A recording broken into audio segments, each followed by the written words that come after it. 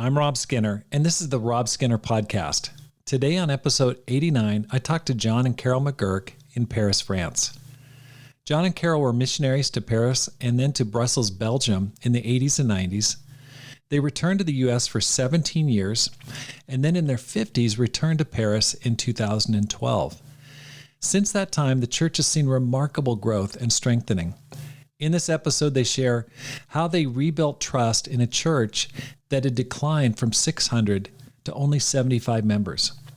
How over the past 9 years, they've seen over 120 baptisms, starting with only 75 members. How they've seen 60 former members return to the faith. How they've concentrated on helping the children of their members become disciples. 45 children of members have become Christians during their leadership. Their powerful ministry philosophy of bringing your entourage to heaven with you. All this and more on the Rob Skinner Podcast.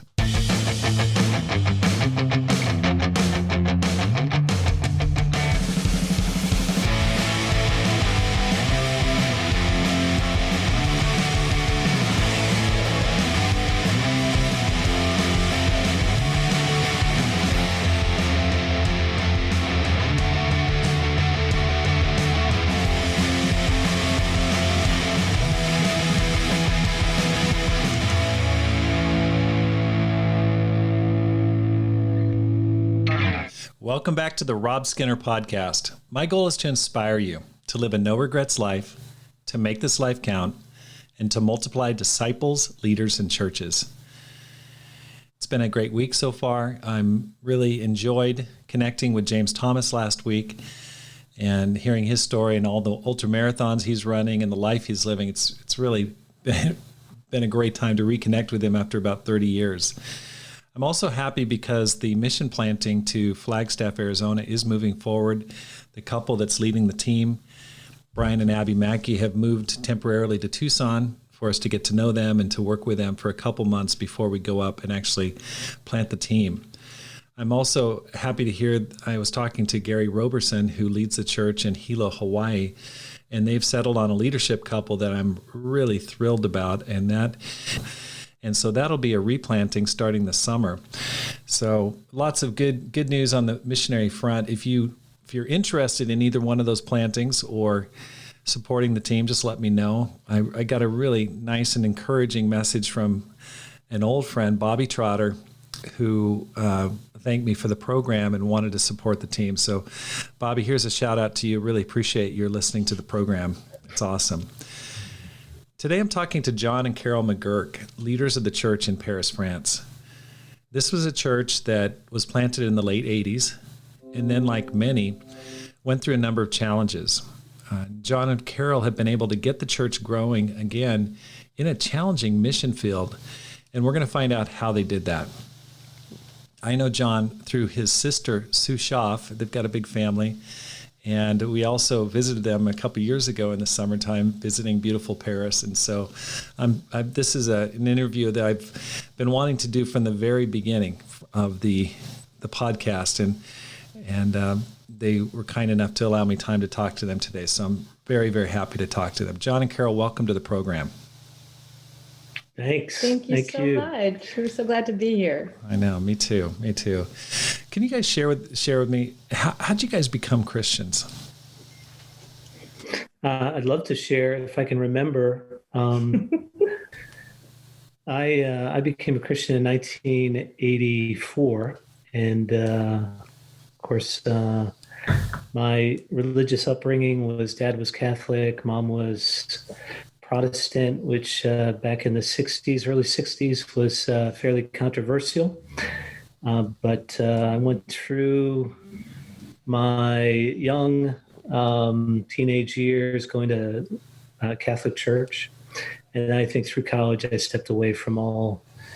I think my empty way of living caught up with me and hardened my heart just enough to want to step away from all form of religious hypocrisy. So I ran from the Catholic Church at that point. But for me, it wasn't until my graduation that from Boston College that I had this conversation with my father that was really unique. He wanted to give me a graduation gift. And so he gave me a check for $2,000, and he just made a passing comment, as my father would often do. I still don't know what I want to do with my life. So why don't you take a little time and figure things out? Why don't you travel? And so literally that afternoon, I contacted a travel agent. That's what we did back in those days. And I booked a one-way ticket to Gatwick Airport in London to do kind of a European tour. And it was, the short version of that story is, it was about 3 months into that trip, living the prodigal son lifestyle for those 3 months, that I had used up just about all of that $2,000 that my father had given me. And I stumbled my way into Amsterdam with all the reputation that Amsterdam had at the time. And I met a believer who handed me a Bible and shared her story with me, and encouraged me to consider faith in Jesus. And she shared just enough about her personal life that it felt compelling. And so that night, it was 2:00 in the morning, I think, when we had met. And that night I read the Gospel of John, because that was my first name. Wow. And I was really struck, overwhelmed by kind of this whole story of Jesus from start to finish. And it really gave me pause. And so I had about another month to travel, and spent that month reading the rest of the New Testament. I only got one of those Gideon Bibles that was only the New Testament, so I didn't even have to wade through the Old Testament at that time. But it was really an exciting read in a month where I really didn't have much of anything else to do. And so that's where Carol comes into the story. But of course, I'll share this just because there's a segue. Is Carol and I had met just months prior to my trip to Europe. She had visited the Boston area where I was living. We met in town one night, and we started to date long distance. So when I came back, he was super cute. I was strong, still very handsome, very ruddy, and totally unspiritual and godless. But we had that in common. But anyways, I came back to the Boston area, and I shared a little bit that experience with Carol, who had just moved to Boston, got a job at Mass General Hospital at that time. And so we started to look for a church together, all the while trying to navigate how we were going to manage our relationship, and what was becoming kind of conviction about that we needed a different form, a different trajectory to our relationship. So we hadn't quite figured that out. And that's where Carol kind of enters my story, because she was much more, I think, ready to make definitive decisions about her spiritual life. So my story is maybe a little different. I grew up in New Jersey, and with an Irish-Italian family. I have we're 6 siblings, but I was actually born a twin, and my twin brother died during birth. And the reason that's significant is because I think very young, in my formative years, my memories of just talking with my mom about the fact that my brother, who was the firstborn son, had died, and that I was a twin, that I always felt like somebody was missing in my life. And I think very young, even I remember 4 or 5 years old, having questions about God and heaven. And so that's why that's significant. And why was I alive and he wasn't? And they were, I think being born into grief is how I would describe it, that there was always this sense of loss in my early childhood. And anybody out there that's a twin might connect with that. I just had 9 months, but there was this deep sense of loss in my childhood, even, and being different somehow, something missing. And so I, even very young, wanted to go to vacation Bible school with another church. I was raised in the Lutheran church, a part of the Protestant churches. And I wanted to go to vacation Bible school with the Baptist church to learn about Jesus because they had that program. And at Easter, I wanted a chocolate cross and not a chocolate bunny and so maybe I was a little bit religious in some ways, but my family was not. My family, we did the traditional upbringing of going to church and getting confirmed and things like that because it was the morally right thing to do. But my parents didn't have great faith in God, nor did really any of my siblings. It wasn't something we talked about at home. And during my teen years, I went to pretty much every church in my hometown. And I dragged my mother with me because I was unhappy where I was. And I was just reading my Bible, trying to figure out, God, if you're there, where's the church? And because what I see in the Bible are these men and women of faith and adhering to your commands and this love and this fellowship and this family. And everywhere I went, I was just sad and disappointed. And so when I went to college, I said, all right, I'm going to try here too. And I went to different groups on campus, different Christian groups on campus. And I was once again just so disappointed by the lack of morality. And honestly, I just finally gave in. I think my need at the time, what I thought my need for love, I was looking for it in the wrong places, and I was looking for it more in a relationship with men and getting that approval and feeling beautiful. And my insecurity, I think, just got the best of me during those years. And I finally just said, God, I can't do this. I don't see your church anywhere. I can't do this by myself. So, I want a husband. I want a family. I'm giving up on this. And after 4 years of just worldly living, immorality, dating, and things like that, at the end of college, I was like, this isn't working either. So when John came back and we had started dating, and when he came back and wanted to find a church, I had already in my mind, I'm going to look again, God. So I felt like God really, really did set the times and places for us. And about 3 weeks after his return, I was praying to find a church. We were already disappointed in a couple of places, just looking for something we could see resemble the scriptures. And I was super excited. I have a boyfriend that actually wanted to know God, even if we weren't doing it God's way. We weren't pure in our relationship. And somebody stopped me on the street. And the sister that stopped me on the street that day had prayed that God would give her the courage to share her faith with people that intimidated her. Mm. And I share this because at the time in the 80s, I had the parachute haircut and the curls and the tight jeans and the baggy sweater and the fossil beads. And anybody from the 80s knows what that is. And I was, all about being style, having style and looking confident, even though I was super insecure. And she stopped me. And she was with 3 other friends, and they were going to visit a brother in the hospital. And they shared that with me, and I was just blown away. And that they were people from the same church going to visit somebody in the hospital, and they were in their 20s. And I'm like, what church is this?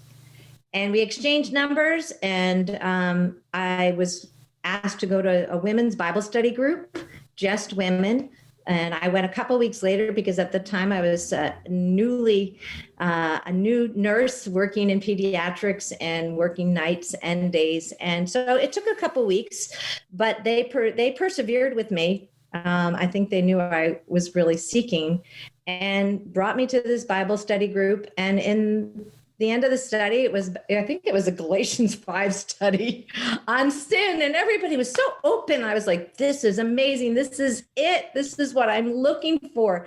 They were confessing their sin and they were honest and real with their current struggles.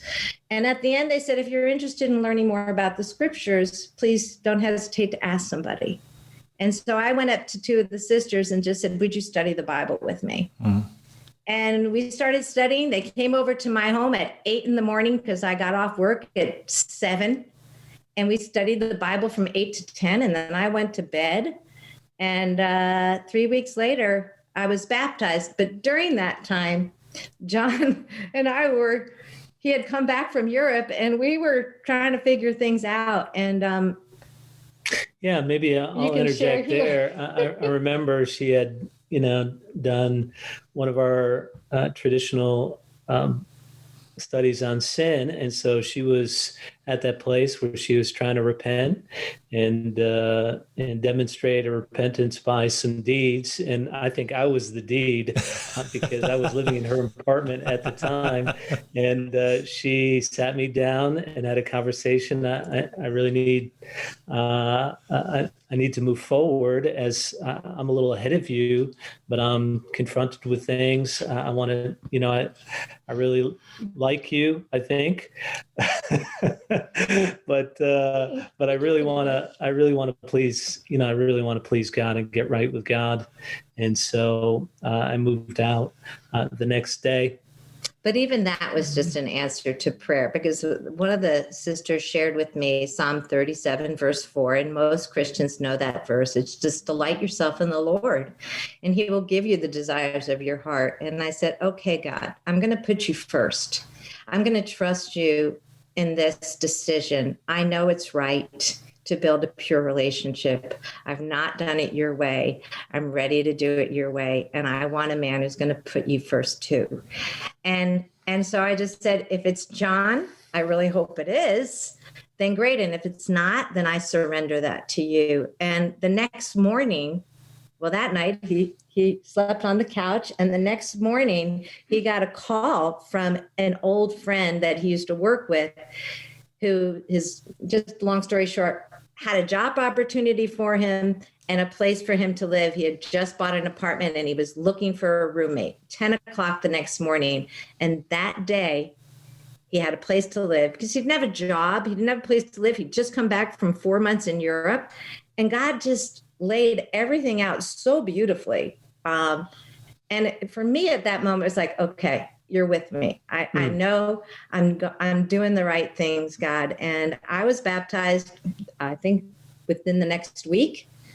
And John was at my baptism. Yeah. And so that was my first interaction with, the church in Boston. And it was pretty inspiring to see the 6 women, a dear friend, Bob, who was there also, that I eventually studied the Bible. He studied the Bible with me. So to witness her baptism, a biblical baptism, which I had never seen, being raised Catholic, and at 11:30 on a Thursday night, it was intimate, special, but powerful. So I think Carol spurred me on. We went to church together that next Sunday. For the first time. I've never been to church even. Because Carol worked through Sundays, Saturday nights through Sunday mornings, much of that 3-week period or whatever. But when I went to church, it was in the Opera House in Boston. I had 70-year-old George Gerganis on my left, and I had Frank Kim, who was doing the message that morning, 23-year-old graduate from Harvard. It was a church like I had never seen before, and wow. And so we met for coffee, myself and a couple of the brothers, and studied the Bible. And 3 weeks later, I was baptized. That was December 16th, 1984. And maybe we'll move on from here, but I would just say, without much advice, I asked Carol to marry me 3 months later. You guys got married shortly after that, 1985? No, in 86. I mean, our initial date was 85, but we realized that we had quite a ways to go to righting some of our unhealthy dynamics. And so we were really blessed to have some great couples that came up alongside us and helped us to figure out our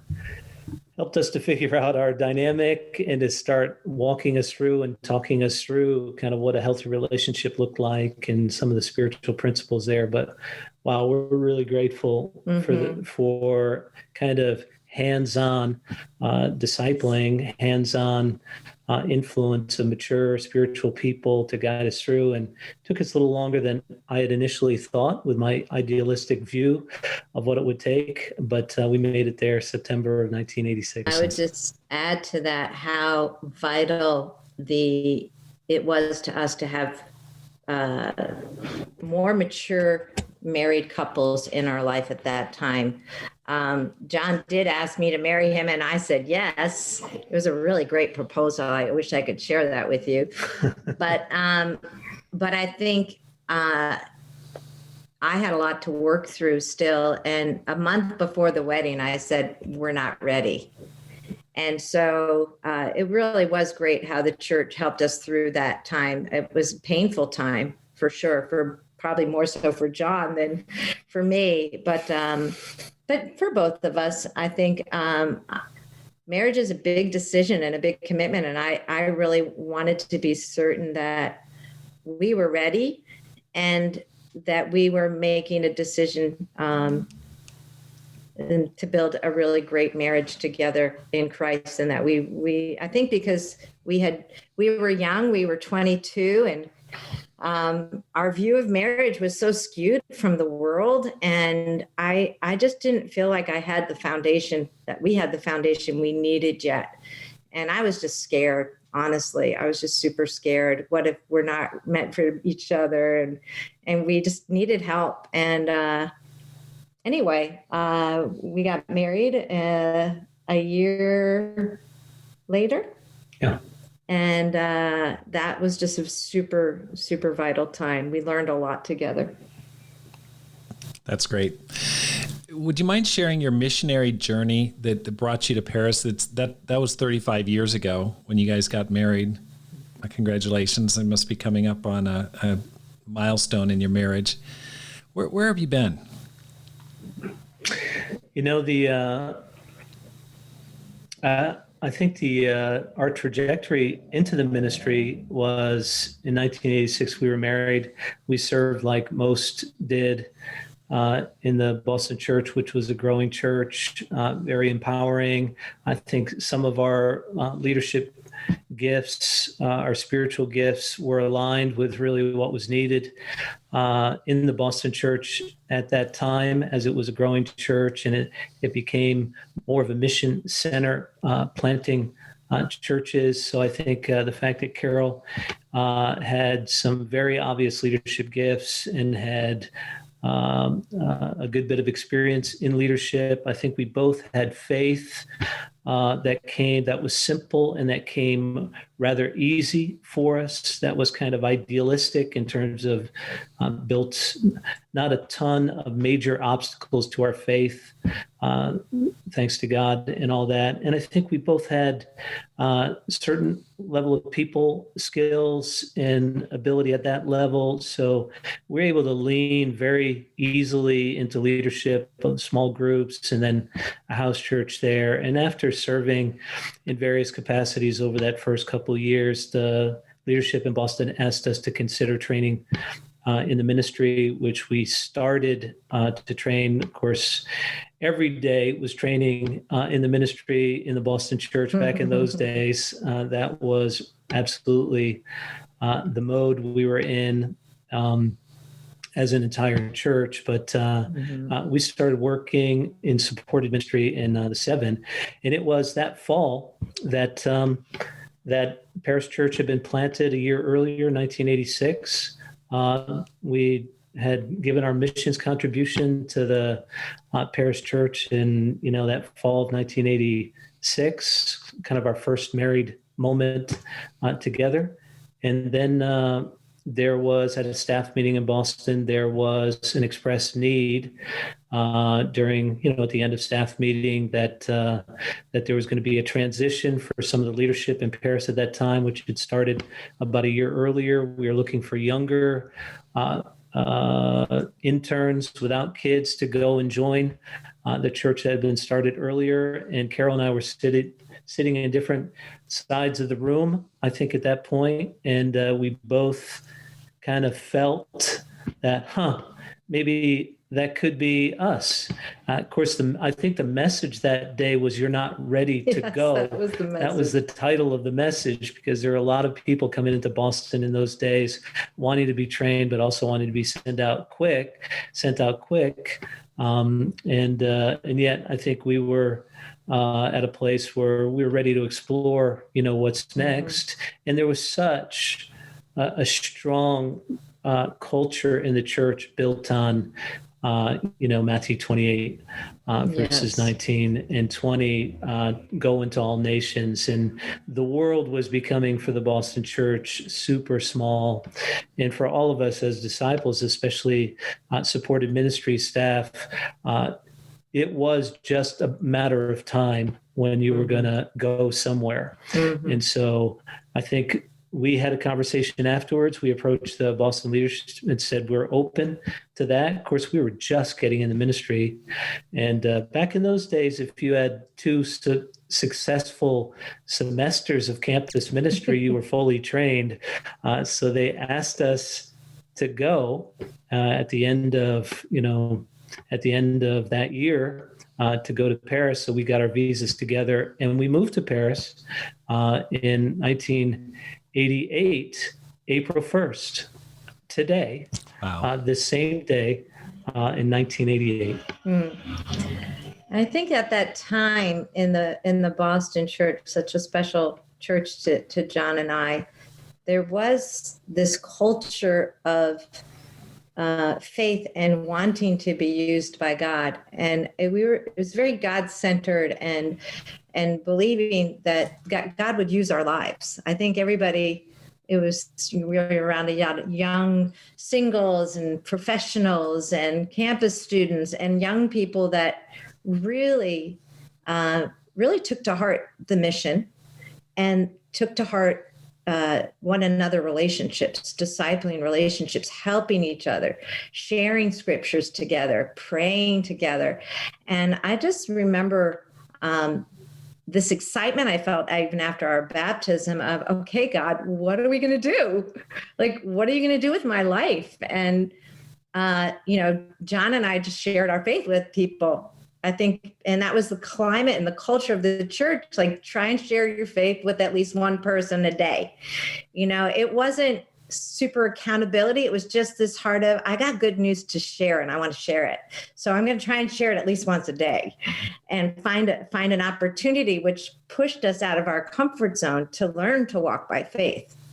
And I think that's what that did for me, is like, it's scary, but just pray about it and then go.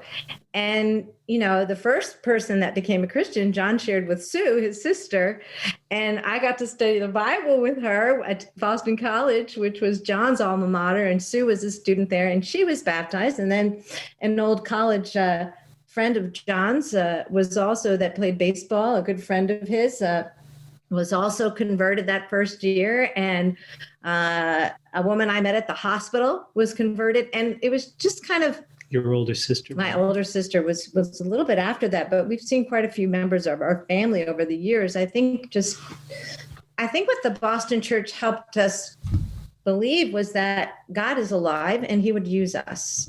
And so we just wanted to go and change the world. I mean, that was the culture, that was the climate of the day. And we were immediately leading Bible talks after that in house churches, and then going into the ministry, as John described, and working with students at Harvard and MIT. And one of our greatest joys was the Harvard married ministry, graduate students. And so I think having all those experiences going to Paris was, God had just given us so many wonderful experiences where we could see him actively moving, that we really were able to come with faith that God would use us.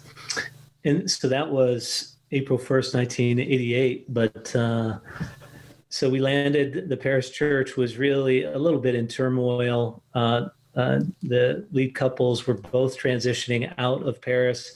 They had us as interns, another couple as intern couples. We had very little experience.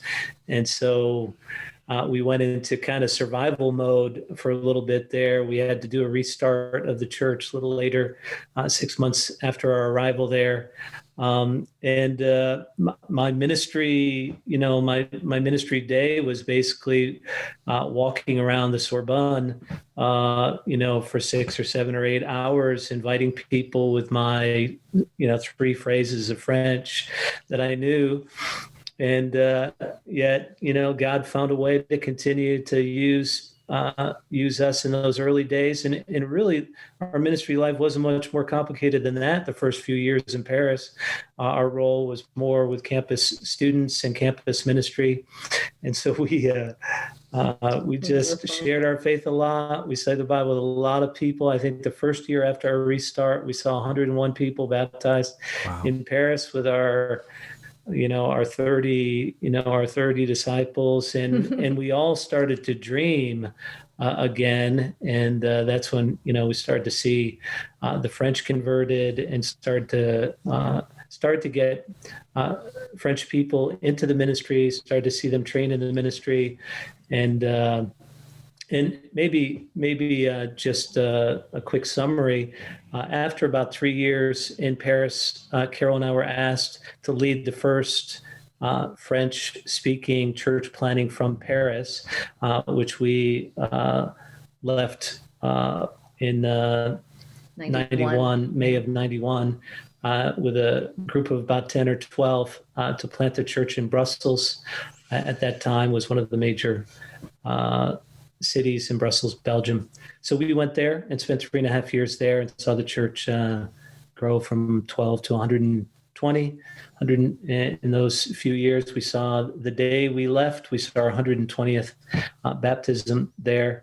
And that was an exciting adventure for us, for the first time really to assume responsibility for the church planning and all that goes with that. And again, we were only 3.5 years into the language when we started the church. And if you've ever tried to learn a language, that's not much time. Carol can give you her French accent if she would like. Yes, I can give this to you, speak with you a bit as a French accent.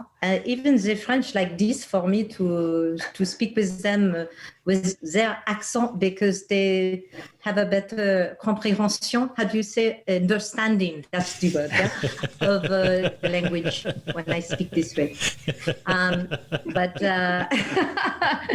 But it really, I will have to say, foreign missions is not for the faint of heart. I think we came young and naive and full of faith, not fully having counted the cost. And maybe that was a good thing, I think, because we just were walking by faith. We took language classes 4 hours a day from 8 to 12.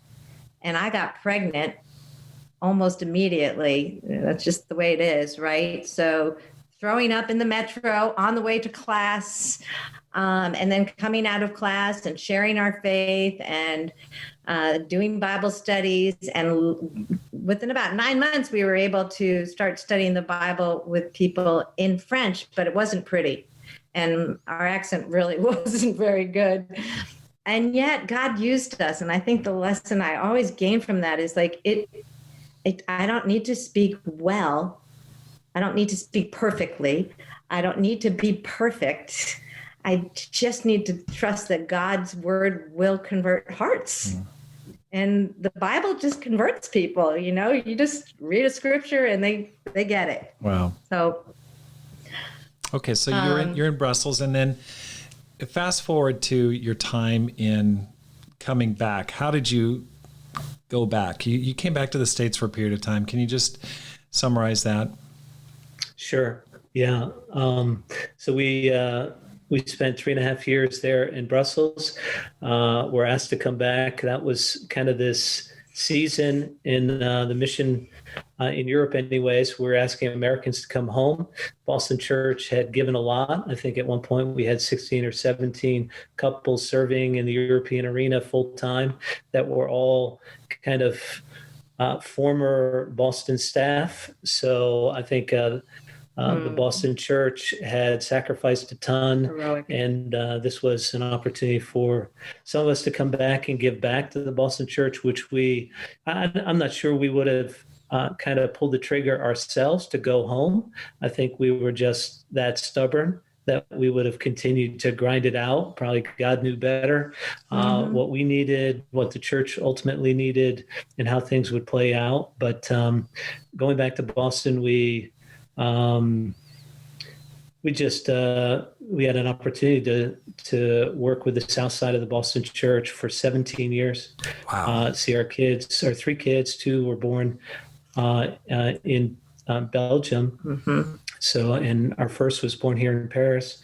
So 5, 3, and 1 to move back to Boston and see our kids raised in Boston. And we adore the Boston Church. Really, we stayed in the same ministry for each of those 17 years, served alongside some real heroes in the faith. And then when we turned 50, our youngest was we were driving her off to college. We made a decision ultimately to come back to Europe. So that was 2012. And we had started conversations with European churches about 2 years prior to that, had visited, any number of times in between there to see if there was a need or a desire for us to consider. I think we would have gladly stayed in the Boston Church and continued to serve there. But you've been around a lot, Rob. You know that you start to, your conscience begins to trouble you when you see kind of what your Christianity looks like and what the Christian experience is for other people in settings where maybe they haven't been given as much and they haven't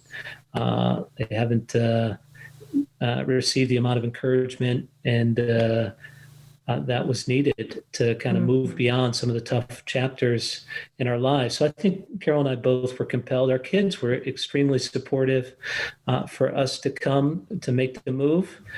And I think our conviction became less is more, that it was time for us. We had lived kind of that American dream. We had bought our homes. We had, bought our cars. We had lived in a big house. And I think that became less and less compelling for us.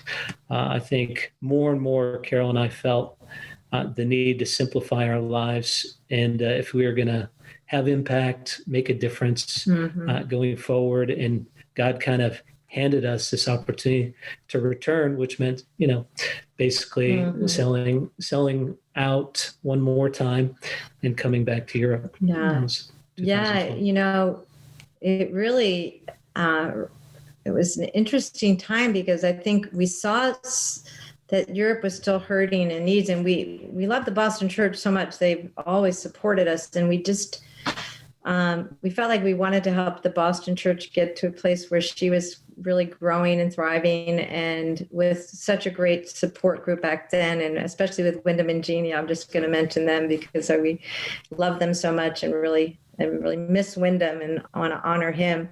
But we just felt like because we spoke French that maybe we could just build a bridge. We didn't think we would move back. We just wanted to be back in a relationship with, and we were in touch with people through, social media, certain Facebook and things like that. But we just, we wanted to just see if there was a possibility to bring some encouragement to the churches. And so Thierry Fender, who's a dear friend and leads the Geneva Church, he let us use his car for the summer, and he went to Boston and stayed in our house, and we just drove from church to church. I think that was in 2009 or 10.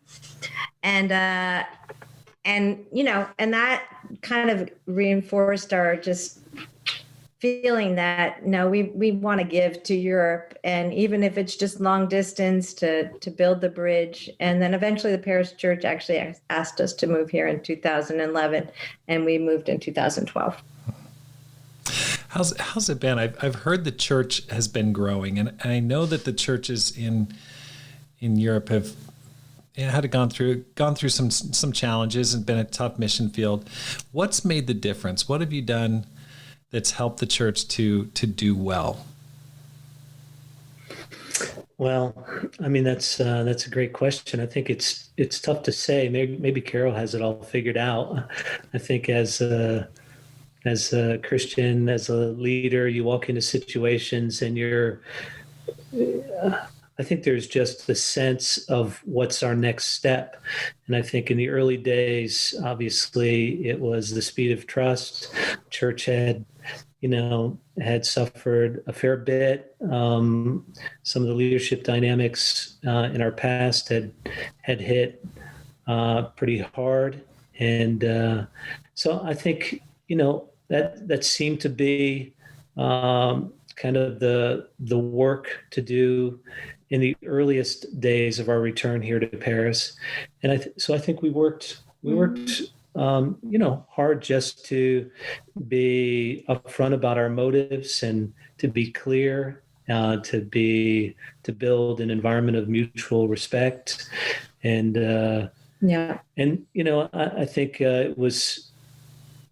the church was needing, and we had people that were close to being qualified to serve as elders. So I think that for us, that little bit Acts chapter 16, it felt like this was the moment to really invest and identify the men that would serve as elders and the couples that were respected by the church and provide stability. And I think God really raised up some great families at that time to help us. I think that restored faith in leadership and trust in general. I think that was a big first step. What do you think? There's so many things. I think, we came in and we didn't have a visa right away. So we were in the country for 3 months and out for 3 months. And I think one of the things that God taught us through that time was, sometimes when you're going into a situation that has been through a lot, is hurting, you can think you're coming in to rescue and make everything right. And that's really God's role, not our role. And we really had to encourage everybody to stay in the roles they were in. And so initially we were there more to, I think, point them back to God.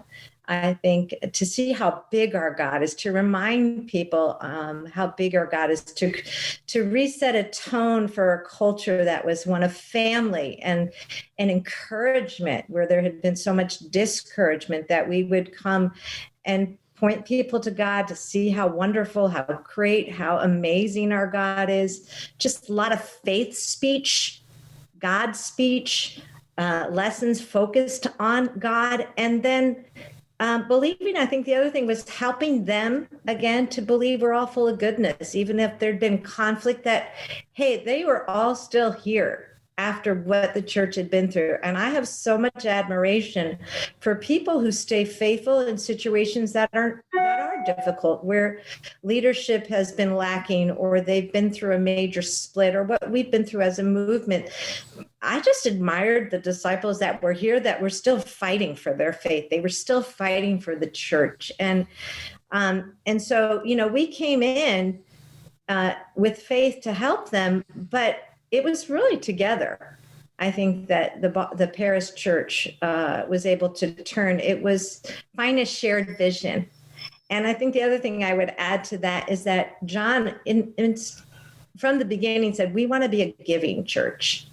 A church that as we grow and heal, that we can help other churches. And having that vision that we would be a giving church, that we would share resources, we would share personnel, we would share what we're learning, we would share finances and whatever we needed to do, not just for Paris, but for the French-speaking work in Europe, and now for all of Western Europe. Wow, That's amazing. Yeah, the only thing I would add, Rob, is kind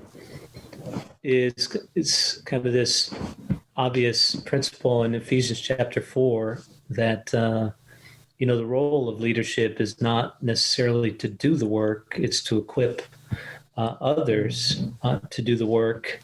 And somebody shared just last week here in Paris when we were having a conversation with our Western European partners about supported ministry staff and what the role is.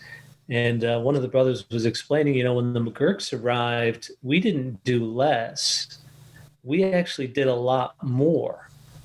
And I think that was, that's one of the principles I think that we've had in terms of building. But I think it was that in Paris, there's so many things as missionaries with more temporary status here, not kind of moving into a pastor role, but staying missionaries. The church felt like they had a significant part to play in the future of the church. And actually, the part we were playing was more temporary. And so it was more them stepping into roles and responsibilities in the church and us encouraging that and helping them to identify that. I think that was a big part in those early days, rather than people standing in the wings watching to see what John and Carol were going to do. That was never the tone, not for 5 minutes in the last 9 years of our history here. I've heard you talk about the word. I've heard from other people that the word entourage has special significance in the church there. Can you share a little bit about that term and what it means to you? Well, it's a French word, entourage. Entourage. And I think Carol and I, as we were working with our team here, the Paris church was built on cold contact evangelism. And it was almost 20 years it was a force to be reckoned with. The cold contact climate in the excitement phase and elements of that, and also, potentially the negative side of that. Yeah, when you're young and a student or single, and the fallout that can happen. That can work, but so we had a church that was reeling from, a long chapter in their history of seeing dear friends wander from the church. And so we felt like we needed, also to find a path forward that wasn't just moving into the only tool that we seem to have in our box here in Paris in our history, which was cold contact evangelism. So I think, trying to look into our Bibles and see a different way to do things with now 45-year-olds, which I think was the average age of our membership. And so Acts 17 was still in there. It talks about God setting times and places, and that people would seek him. And I think we realized that passage wasn't just for random lost people that we might happen to meet, but that was actually probably even more so for the people that God had placed right now in our lives. And so we started to talk about who are the people that God's put in your life right now already. What are their names? And so whether it was their coworkers or their family members, even if it was their children who were of age to study the Bible, their moms and dads, their siblings, their classmates, their neighbors, we started to say, who are those people? Are you looking at those people with eyes of faith, where you actually see them and believe that God has set times and places for you to be in relationship with your divinely directed entourage? Mm-hmm.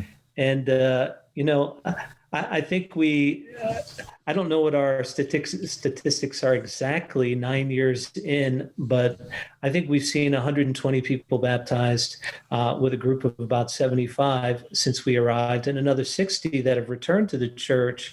But I would say of those 120 baptisms, I think that just short of 100 of them were already known by our members, which it was their children or their siblings or their parents or their longtime good friend or their classmate or coworker. And it just, I think the church grew more and more and believed that God was working, especially within their entourage, that God didn't want to frustrate us or waste our time, that he really had already been working and doing the hard work of orchestrating sometimes lifelong relationships.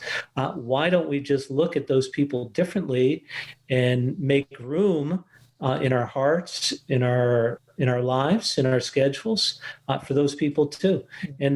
And of course, your retention, when you reach and are able to study the Bible with, build a relationship with, now a spiritual relationship with, and baptize, your retention is so much greater than with people that you don't really have a strong network of relationships with, because things happen in the early days. As a Christian, there's lots, of pitfalls, and there's lots of obstacles that can happen. So I think we kind of discovered that as we were going. What would you add? This is one of the most brilliant ideas that my husband has ever come up with in looking at the scriptures. I'm sure I stole it. However it happened, I'm sure, God definitely guided us. I think even post 2003 in Boston, we realized how important it was for the church there in Boston for us to focus on the youth and the families, that, if our families are strong and if saving our children is so important that for the future of the church. So the parish church, when we got here, there were a lot of teenagers. And so a big focus, in fact, John and I did teen ministry again when we first got here.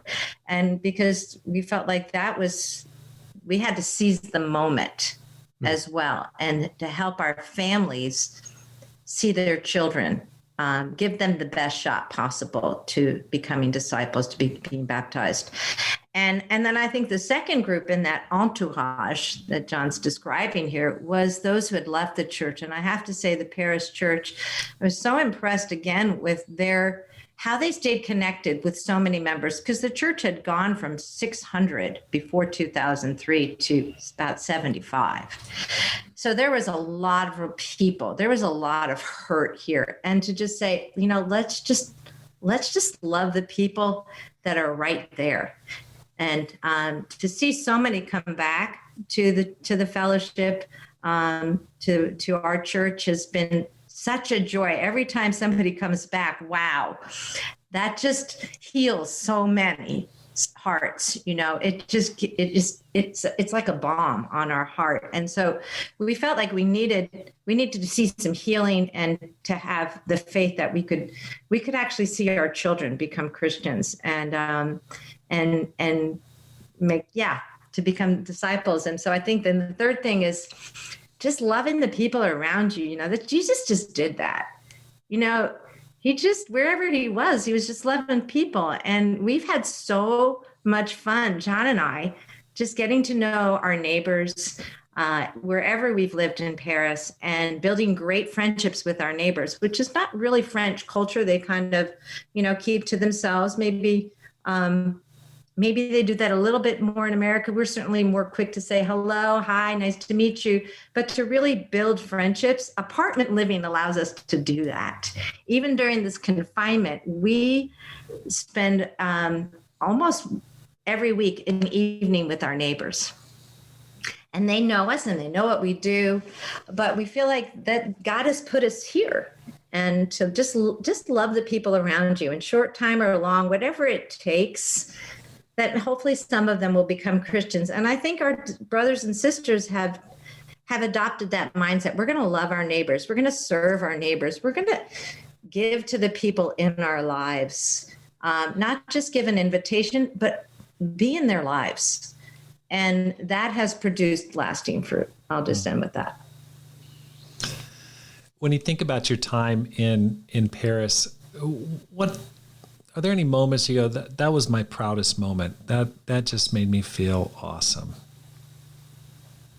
I think that's a great question. I think what Carol just shared, I think we had come out of a season in the Boston church where, it was a 7-year period where Boston church was a little older, 5 years older or so than the Paris church. So we had moved into that youth and family mode. And of course, our longstanding friendships and relationships were, we all had kids that were of age, that were considering faith and at a certain point in their seeking God. And we had such a wonderful season there where I think we saw 75 of our best friends, their kids become Christians in that 7-year period. It was just, it was just a wonderful time. And I think we came to Paris and we entered right away into another church setting that had exactly the same challenge ahead of it, which, was to reach the children of our members. And I think the fact that we legitimized together youth and family ministry, that we didn't downplay the need to reach our own children with the gospel. We actually said this is our number one priority in the church. And our number two priority was the lost sheep of the Paris church. But the number one priority was going to be, we're going to create a youth and family ministry. We're going to create a church culture that values our young people, and that all that we do is to continue to consider them as we build the church going forward. And, I think to date, in the 9 years we've been here, we've seen 45 of the children of our members become Christians. That's, I think, they are our future. Maybe just 4 or 5 kind of had gone through their teen years or through early campus years without becoming Christians, but it's always been priority number one. I think for us that's a proud moment, because you see what a blessing that is to the families, that, the holes in their hearts if their kids never respond, or, if we don't prioritize that, even the resentment that can be born toward the church. I think we did right by our families during that time. How about for you? Oh, definitely appointing our elders early on and building that team. That's a highlight. I think it's really brought a lot of stability to Paris and to Europe. I think our own son and his wife choosing to come to Europe, from our former ministry in Paris, the couple that's now leading in Milan, John and Rachel Buckholz, and I think you've already done a podcast with them. They were a part of our youth and family ministry in Boston. And John and our son Thomas were best buds, along with Frank McDonald, who's now serving in Prague with his wife Agle. And when they were preteens and young teens, they had this dream to be missionaries in France. And they chose France because we were big on France and French-speaking Europe. And they grew up in our ministry, and they dreamed that someday they would all be missionaries together.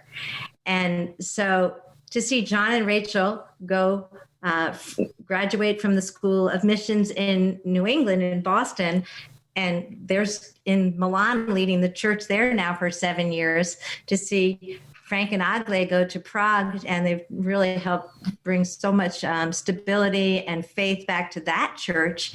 And then to have Tom and Courtney here with us in Paris working campus ministry, we were feeling a little old. I don't know how Tom Brown does it in Atlanta, but he's a rare breed. He and Kelly, we love him and respect them so much. And they graciously sent our son back to us where he was born, in the city of Paris. And those three young men inspired each other in that youth and family ministry we had in Boston to be missionaries here in Europe. So for me, that's a huge faith story. As we've known these young men and their, well, not all their spouses, but since they were 5 years old, to see them all here in Europe serving, just been, I honestly gives so much hope for the future, not just of Europe, but of our movement. And so that's a highlight for me, for sure. Very, very inspiring.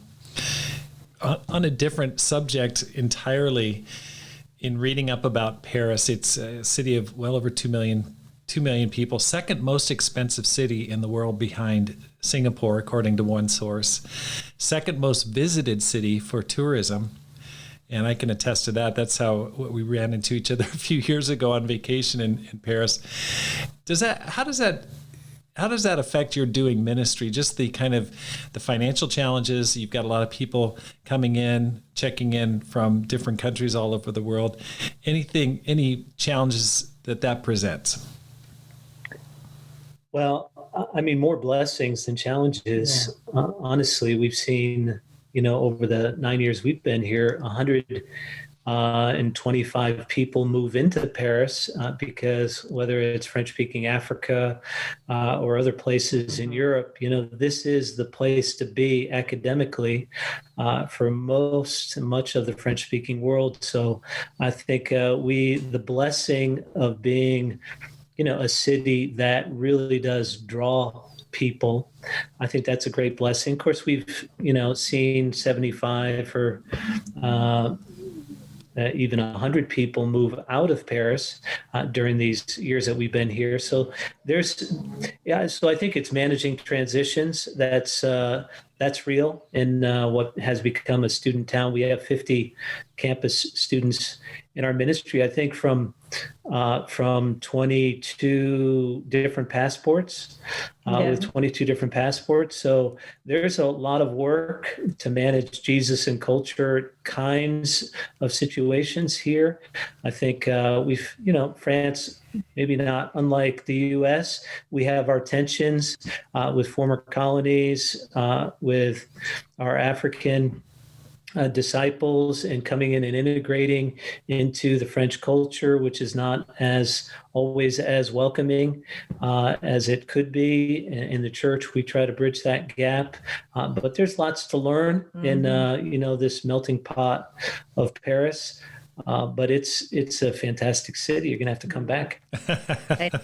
Yeah, I totally agree with John. I think that it's whenever somebody comes through, if they come through for a year or two, we just pray that we send them off stronger, with more faith and feeling a love for the Paris church, that we are building ligaments. We have the privilege of being a city where people do come through and where we build global kinds of relationships with people. We have former members of the Paris church in India, in Mexico, in Cambodia, in Africa, in the US, and all over Europe. So what that does is they become a letter for the Paris church. And I think that strengthens our movement. I think that's part of God's plan for cities like Paris. And again, it kind of goes into our mindset of we're a giving church. So whoever comes, we want them to come here and grow and mature in their walk with God, to be able to see God use their lives, and then to go do likewise wherever He sends them. It's really where is God going to use their lives next? This is, we all have a road to walk with the Lord. So I think that is one thing I would say. And then as far as the multicultural I think one of the things even we're learning, and even as we've watched what's gone on in the U.S., it's definitely caused us to say we need to look better at this and to examine our own churches. How are we doing and having those conversations? And I think one of the things I'm seeing even in the Bible is the first century church was very diverse. From day one in Acts chapter 2, they were speaking multiple languages because they needed to, in order to get the gospel out to all the people there. So the first century church started very multicultural. They might have been Jews, but they came from very different places, different languages. And to examine, even we've been reading through the book of Acts, and how did they manage that in Acts chapter 6 with the Hellenistic Jews and all of these things. And it's really, I think, embracing and learning what we can learn from the cultures. Honestly, I'm so grateful for our African brothers and sisters. They have a sense of faith and joy, and that they've refreshed my heart all these years. I'm so glad we're a multicultural church. Even when we were in Boston, we were with our South Central group, and I just want to give a shout out to them because they just encouraged me so much, such a family of warmth and love, and the diversity just makes us stronger. I think we have to embrace that and let each culture bring the most Christ-like qualities they possess into the church. When I was there that summer, that's when I ran into Jeffrey, who leads a church in Brazzaville. I mean, I saw it there up close and personal. Amazing people going through there on business, and it's a great church. You inspire me on several different levels. One, the fact that you went on a mission field back in the 80s, that's inspiration enough. But then you went back in your 50s, and that's huge. That inspires me. And that's, I think, an inspiration to many people. You focused on your kids. Your kids are faithful, and not only faithful, but advancing the gospel. And the ministry philosophy that you have that's guiding your ministry inspires me. The concept of entourage and reaching those that you already know. The fact that your ministry has been growing in a challenging mission field. And it's one thing to start a church, to get it going. That's challenging enough. That's without a doubt one of the most challenging things. But you've been at both phases where you got the church going and then you got it re-going, or you at least facilitated and helped others to get the church growing again. And that's powerful. And so I know that God has many, many rewards for you in heaven for the work and faithfulness that you've shown him over the course of your ministry career. Any final advice for those listening who want to make this life count? They want to live a life of significance and live a no regrets life. I think the first thing that comes to mind as you ask that question is, I think each one of us, we're uniquely qualified, uniquely gifted for such a time as this. And I think a lot of what's driven us, Carol and I, in our decisions is even the return back to France, is we felt like we were uniquely qualified. We spoke some of the language. We had history with the churches. We had relationships with some of the key personalities. There were really very few people that were able to lean into that opportunity to strengthen and encourage the church. I think is just to self-evaluate, to look at the spectrum of needs, ask yourself the question, what am I uniquely qualified, uniquely equipped to do for God, and do it, regardless of the cost. And, sometimes we don't think we're qualified. So it is sometimes good to ask other people. But even if you don't feel qualified, you have the Holy Spirit, you have the Word of God. When we were young disciples, we were not qualified. And I think God doesn't just use the qualified. He uses the faithful, and he uses the willing, and he uses the humble. And he uses the person who feels unqualified, maybe more often than the ones who feel super qualified. So I would say, it's easy to just kind of live the way the world lives and live the way the average Christian is living around you, but we still serve an amazing God, and Jesus is Lord. And there's a lot to do. There are churches in the U.S. that have so much strength and maturity, that, there are people within your churches that could help so many people just within your own churches, marriages that could help other marriages, parenting things, so many things. But to just if you're an empty nester, why not use your summer and go serve a church overseas that you can still communicate with in English and serve, help. Maybe you can't move there permanently, but you could use your vacation. You could, there's just so many things. Gosh, this is a whole nother podcast in and of itself, right? Just dare to dream again for God. Caleb and Moses and so many in the scriptures, their best years were their oldest, their latter years. And so many great men and women, even in a worldly perspective, their greatness came through in their latter years because they had wisdom and maturity and experience. I'm like, don't go just retire. Go do something for God and dream about it and pray about it and get input. And I know God will guide you. He will guide you. We had a unique path because we had already been here in France. We learned the language. But if you speak a second language, and, then come. And if you're young and you're studying French, or we could use some people to come to Bordeaux and help us with our church planting there. Or if you want to go to Germany, wherever, learn a second language and grow in your faith and just go. I don't know. No, you do know. Just come, help. That's great. There's lots to be done. There's room for everybody. That's probably a question on people's mind. If someone were listening and interested in missions in France, are there still spaces available? Is there still room to grow? Are you still looking for people wanting to help? And how would they reach you? Through this podcast.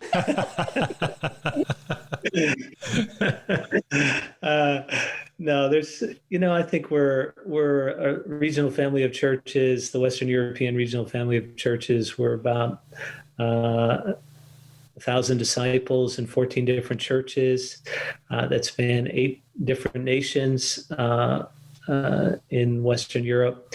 And Bordeaux, we've had to push back the starting date several times.